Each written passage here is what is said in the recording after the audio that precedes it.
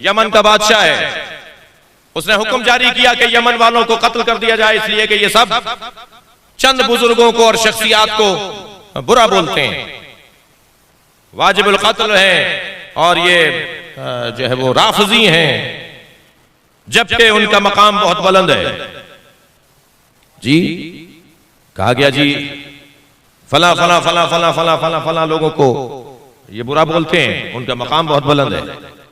दलील क्या है कि उनका मकाम बुलंद है? किसी ने कहा जी दलील, कहने लगे देखो फला बाग के अंदर जो दरख्त अनार का लगा हुआ है उसके अनार के ऊपर इनके नाम छपे हुए हैं, कुदरती तौर पर इनके नाम कंदा हुए हैं।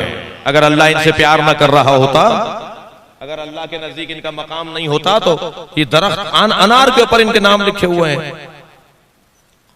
जी बुला लिया गया, मुहम्मदून सलासा, 3 मोहम्मद नामी हमारे मुज्तहिदीन उस वक्त में, बताओ जवाब दो। जाके देखा साहब अनार के ऊपर वाकई कुछ नाम लिखे हुए हैं, ये तो अल्लाह ने नाम लिख के भेज दिया अनारों पर, तुम इन्हें बुरा बोलते हो। इन्होंने कहा जी हमें 3 दिन चाहिए, हम 3 दिन के बाद आपको जवाब देंगे। 3 दिन इन्होंने रोजा रखा। मैं एक आरिफ की खिदमत में था, जब कोई बहुत बड़ी अजीम हाजत होती है तो उरफा का दस्तूर है कि वो रोजा रखकर दुआ मांगते हैं। मैंने एक बुजुर्ग से पूछा कि क्या फलसफा है कि रोजा रखकर दुआ मांगी जाती है? फरमाने लगे कि रोजा रखने से बदन में शुबहनाक ग़िज़ाएं ज़ाइल हो जाती हैं, तब दुआ कबूल होती है। सलवात पढ़ ले जरा मोहम्मद व आले मोहम्मद। जी बाज़ औक़ात हमारी दुआएं कबूल ना होने का एक वजह ये होती है जी असर ही नहीं हो रहा ज़बान के अंदर, तो वो बदन से ज़ाइल हो जाना चाहिए वो तमाम शुबहनाक ग़िज़ाएं। तो ये 3 दिन उन्होंने रोजा रखा और तीसरे दिन जब ये रोजा इनका तमाम हुआ, मुनाजात की, मौला को पुकारा, मौला मदद कीजिए, हम आपके गैबत के अंदर हैं, आपके चाहने वाले हैं।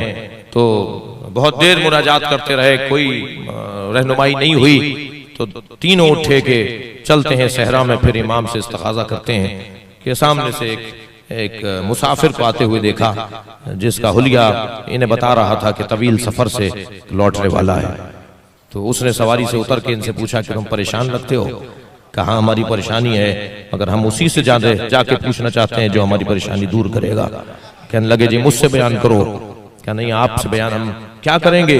क्या नहीं बयान करने में कोई बात नहीं है और कोई ऐब नहीं है। और जब बयान किया गया तो उन्होंने कहा जाकर उनसे कह दो कि ये सारा जो दिखाया बताया गया है ये धोखा और फरेब है।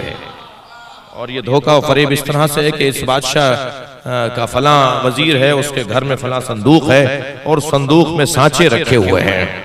जब ये फल छोटा होता है तो उस पर ये सांचा चढ़ा देते हैं, जब उस पर नक्श आ जाता है नामों का तो सांचा उतार देते हैं। अब जब फल बड़ा होता है तो उन्हीं नामों के साथ बड़ा होता है, वो नाम इसी तरह बड़े होते चले जाते हैं। तो जाकर फला जगह, और ऐसे जब जाकर देखा गया तो वहां से संदूक में से वो सांचा निकला जी, जो चढ़ाया जाता था फलों के ऊपर, और इस तरह से। तो जब वो बता के जाने लगे तो उन्होंने कहा कि जी आप कौन हैं? कहने लगे मैं वही हूं जिन्हें तुम 3 दिन से पुकार रहे हो। तो मोहम्मदून सलासा ने आगे बढ़कर कहा कि आप तीसरे दिन आकर हमें क्यों बता रहे हैं? हम तो 3 दिन से आपको पुकार रहे थे। कहने लगे तुमने 3 दिन की मोहलत क्यों मांगी थी?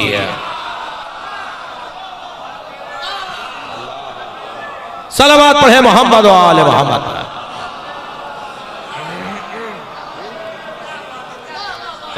तुमने अगर कहा होता कि 1 दिन चाहिए, हमें 1 लम्हा चाहिए, तुम्हारा खुद ईमान 3 दिन का था।